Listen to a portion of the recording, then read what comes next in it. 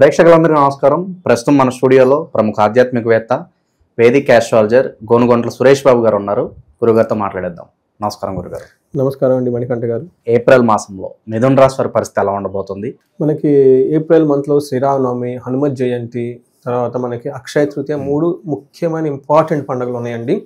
చైత్ర వైశాఖ మాసాలు అద్భుతమైన మాసాలు. మనకి వివాహాలు కానివ్వండి, ప్రాణ ప్రతిష్టలు కానివ్వండి, ఉపనయనాలు కానివ్వండి, ఇలా జాతరలు, ఎన్నో అద్భుతమైన పండుగలన్నీ ఇక్కడ ఉన్నాయండి. ఇందులోనే మనకి వైశాఖ మాసం ఎంతో పవిత్రమైన మాసం విష్ణుమూర్తికి. మనకు అందులో ఆదిశంకరాచార్యుల జయంతి ఇవన్నీ చాలా ఉన్నాయండి. బట్ పర్టికులర్గా మంత్ వైజ్ ఏప్రిల్లో కనుక చూసుకుంటే 3 ముఖ్యమైన పండుగలు, అద్భుతమైన పండుగలండి. ఎన్నో దోషాలు ఉన్న వాళ్ళకి, ఏలినాటి శని దగ్గర నుంచి, జాబులు లేని దగ్గర వాళ్ళ దగ్గర నుంచి, డబ్బు లేని దగ్గర నుంచి అన్నిటికీ సొల్యూషన్స్ ఈ 3 పండుగలు. ఈ 3 పండుగల్ని భక్తి శ్రద్ధతో కనుక చేస్తే సగం దోషాలు వాళ్ళకి పోతాయండి. ఇంక ఇబ్బంది పడుతుంటారు అనమాట. అంత చక్కటి అవకాశం 3 రోజుల్లో మనకి ఏంటంటే గుళ్ళల్లో సామూహికంగా అన్నీ చేస్తుంటారు. ఇట్లా పార్టిసిపేట్ చేస్తే చాలా అదృష్టం కలిసి వస్తుందండి వాళ్ళకి. మిథున రాశి వాళ్ళు కనుక చూసుకుంటే మృగశిర 2, 3, 4 మృగశిర 3, 4 పాదాలు, ఆరుద్ర 1, 2, 3, 4 పాదాలు, పునరసు 1, 2, 3 పాదాలు అంతా మనకి మిథున రాశిలో ఉంటారు.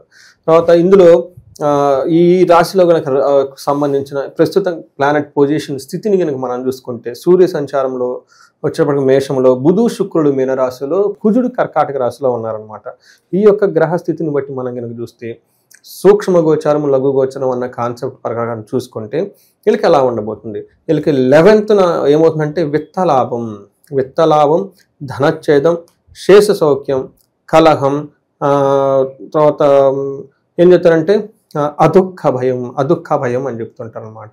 దీన్ని మనం కనుక చూసుకుంటే సూక్ష్మంగా వీళ్ళకి మిథున రాశి వాళ్ళకి ధనలాభం సూర్యుడి వల్ల వస్తూ ఉంటుంది. కానీ వచ్చిన ధనం కోల్పోయే అవకాశం కూడా ఎక్కువగా, అంటే వాళ్ళు అప్పటిదాకా వాళ్ళు ఏమైనా కనుక కూడబెట్టుకున్న ధనం కోల్పోయే అవకాశం, లేదంటే ప్రాపర్టీస్ ఏమైనా ఉన్నా కానీ వీటికి కూడా హాని జరిగే అవకాశం ఎక్కువగా ఉంటుంది. బుధుని వల్ల అశేష సౌఖ్యం, ఓవరాల్గా హ్యాపీనెస్గా ఉంటారు. శుక్రుని వల్ల ప్రొఫెషనల్ రిలేటెడ్ మ్యాటర్స్లో గొడవలు వచ్చే అవకాశం ఎక్కువగా ఉంటుంది. వీళ్ళకి ఇప్పటిదాకా గురువు వల్ల విపరీతమైన దుఃఖము, ధన వ్యయం ఎక్కువ జరుగుతూ ఉంటుంది. కాబట్టి విపరీత వేద వల్ల గురుడు వీళ్ళు 12వ ఇంట్లో ఉండి పెట్టే బాధల నుంచి ఉపశమనం లభిస్తుంది. ఇది కూడాను సూర్యుడి వల్ల ఒక 1 month వీళ్ళకి కరెక్ట్గా ఈ బాధల నుంచి ఉపశమనం వస్తూ ఉందన్నమాట. ఇప్పుడు ఓవరాల్గా మనం చూసుకుంటే వీళ్ళకి 70 to 80% చాలా బాగుందని మనం చెప్పుకోవాలి. మనకి సూర్యుడు వీళ్ళకి 11th హౌస్లో ఉండటం వల్ల విశేషంగా యోగ్యతనిస్తూ ఉంటాడు. సూర్యుడికి వీళ్ళకి ఏమవుతుందంటే 11th హౌస్లో ఉండటం వల్ల అర్ధచ్చ స్వకులాచార గృహే నిత్యోత్సవం శుభం నిత్య మాధుర్య భుక్తి చ లాభే చేకాదశే రవే. ఏకాదశిలో కనుక రవి ఉంటే ఏమవుతుందంట అర్థం ప్రకారం చాలా బాగుంటుంది, స్వకులాచారం బాగుంటుంది, గృహంలో నిత్య ఉత్సవము శుభము జరుగుతూ ఉంటుంది. నిత్య మాధుర్యం, ఎప్పుడు నిత్యము స్వీట్స్ అవన్నీ తింటూ చక్కగా మంచి తింటూ హ్యాపీగా ఉండే ఒక మంచి టైం అని మనం చెప్పుకోవాలి. అయితే హయ్యర్ లెవెల్లో మంచి స్ట్రాటజీస్ చేయడానికి వీళ్ళకి కన్ఫ్యూజన్ అయ్యే అవకాశం ఎక్కువగా ఉంటుంది. నెక్స్ట్ కుజుడు వీళ్ళకి 2వ ఇంట్లో, 5వ ఇంట్లో, 9వ ఇంట్లో ఉండటం వల్ల కుజుడు వీళ్ళకి కొంచెం అంత యోగ్యతని ఇవ్వటం లేదు, కొంచెం ఇబ్బందులు పెట్టే స్థితిలో ఉన్నారనమాట. ఏ విధంగా అంటే వీళ్ళకి ఫస్ట్ 2వ ఇంట్లో ఉండటం వల్ల కఠినంగా మాట్లాడటం, ధన నష్టము, అవమానాలు, ధన నాశనం అయ్యే అవకాశం ఎక్కువగా ఉంది. 5వ ఇంట్లో ఉండటం వల్ల ఏమవుతుందంటే పుత్రులతో విభేదాలు, అశాంతి, సంతానం వలన కోపము, శారీరక బలహీనతలు ఉంటాయి. అదే కుజుడు 9వ ఇంట్లో ఉండటం వల్ల ఏమవుతుందంటే వృధాగా ప్రయాణాలు చేయటం, ఆర్థిక నష్టము, పరాభవము, ఇన్సల్ట్స్ ఇవన్నీ జరిగే అవకాశం ఉంది. అంటే కుజుడు వీళ్ళకి సహకరించగా ఇబ్బందులు పడుతూ ఉంటారు. అదే మనకి సూర్యుడు బాగా సపోర్ట్ ఇస్తూ ఉన్నాడు. వీళ్ళకి శుక్రుడు కూడాను మిక్స్డ్ రిజల్ట్ ఇస్తూ ఉన్నారు అనమాట. ఒక రకంగా కొంచెము ఎడ్యుకేషన్కి సంబంధించి, వెహికల్కి సంబంధించిన, కంఫర్ట్కి సంబంధించిన విషయాల్లో శుక్రుడు బాగా సపోర్ట్ ఇస్తున్నాడు. కానీ ఇదే శుక్రుడు ప్రొఫెషనల్ రిలేటెడ్ మ్యాటర్స్లో బాగా స్ట్రెస్ తీసుకొని వస్తూ ఉన్నాడు అనమాట. ఏమవుతుందంటే వీళ్ళకి మనకి మహర్షులు ఏం చెప్తారంటే వెకులం చైవ నిస్సత్వం మర్ధనాశం రిపోభయం స్త్రీ సౌఖ్య హాని మాప్నోతి దశమస్తే భృగు. 10వ ఇంట్లో శుక్రుడు ఉంటే ఏమవుతుందంటే వీళ్ళకి స్త్రీల ద్వారా రావాల్సిన సౌఖ్యము, కంఫర్ట్ అవన్నీ లేకుండా పోతాయి అని చెప్తారు. అదే స్త్రీలు అయితే జెంట్స్ ద్వారా రావాల్సిన సౌఖ్యము, తర్వాత మనకి ఏమంటారంటే అండి వాళ్ళకి రావాల్సిన సౌఖ్యము అవన్నీ రాకుండా హాని జరిగే అవకాశం ఎక్కువ ఉందని మనం చెప్తారు. ఎక్కడ ప్రొఫెషనల్ మ్యాటర్స్లో చాలా ఎక్కువ మెయిన్ ఇంపార్టెంట్. అంటే వాళ్ళ కొలీగ్స్ వీళ్ళందరూ ఉంటారు కదండి, వాళ్ళ ద్వారా కొంచెం ప్రాబ్లమ్స్ వచ్చే అవకాశం ఎక్కువగా ఉంటుంది. తర్వాత అర్ధనాశనం, వీళ్ళ ధనం కూడా సంపాదించుకునే ఏమంటే దీని విషయంలో గొడవలు అయిపోయి ప్రొఫెషనల్ రిలేటెడ్ మ్యాటర్స్లో వృధాగా ధనం ఖర్చు అవుతుంది. రిపో భయం, శత్రువుల భయం కూడా ఎక్కువగా ఉంటుంది. ఇవన్నీ మనకి 10వ స్థానంలో ఉండటం జరుగుతుంది. 4వ ఇంట్లో దృష్టి ఉండటం వల్ల మంచి ఎడ్యుకేషనల్స్లో చాలా బాగుంటుంది. కొత్తగా వెహికల్స్ అవన్నీ తీసుకునే అవకాశం కూడా చాలా ఎక్కువగా ఉంటుంది. ఇవి మనకి గ్రహాల యొక్క స్థితిని బట్టి మనం తెలుసుకోవచ్చు. ఓకే, ఇక వైవాహిక జీవితంలో ఏమైనా సమస్యలు వచ్చే అవకాశం కనిపిస్తున్నా గురుగారు గారికి? వీళ్ళకి వైవాహిక విషయంలో అంటే కుజుడు వీళ్ళకి సరిగ్గా మంచి పొజిషన్లో లేరండి. కుజుడు మంచిగా పొజిషన్ లేకపోవడం వల్ల కొంచెం ఇబ్బంది పడే అవకాశం ఎక్కువగా ఉంటుంది. తర్వాత మనకి ఓవరాల్గా చూసుకుంటే శుక్రుడు వీళ్ళకి అనుకూలంగా లేరు కాబట్టి కొంచెం జాగ్రత్తగా ఉండాలి. భార్యాభర్తల మధ్య గొడవలు అవన్నీ వచ్చే అవకాశం ఎక్కువగా ఉంటుంది.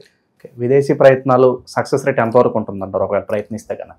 విదేశీ ప్రయత్నాలు కనుక మనం చూసుకుంటే వీళ్ళకి అంత ఫేవరబుల్గా లేదు ఈ టైంలో వీళ్ళకి మనకి చెప్పుకోవచ్చు. ఓకే, ఇక అవకాశాలు గుర్తింపు పరంగా కొంతమంది బాగా ఫేమ్ రావాలి, నాకంటూ కొంత పేరు రావాలి బాగా అని అనుకుంటూ ఉంటారు రాశి వాళ్ళు, వాళ్ళకి ఎలా ఉంటుంది ఈ నెల? ప్రొఫెషనల్ మ్యాటర్స్లో బాగుంటుంది. ఎందుకంటే వీళ్ళకి సూర్యుడు అనుకూలంగా ఉండటం వల్ల అధికారుల నుంచి అప్రిసియేషన్, గౌరవం, మర్యాదలు ఇవన్నీ వస్తాయి, బాగుంటుంది. ఇక కోర్టు సమస్యలు కావచ్చు, ఈ భూదందాల్లో ఇరుక్కున్న వాళ్ళకి కొంచెం మంచి రిజల్ట్స్ రావడానికి ఎంతగా? మీరు చెప్పినట్లు కుజుడు వీళ్ళకి అనుకూలంగా లేరు.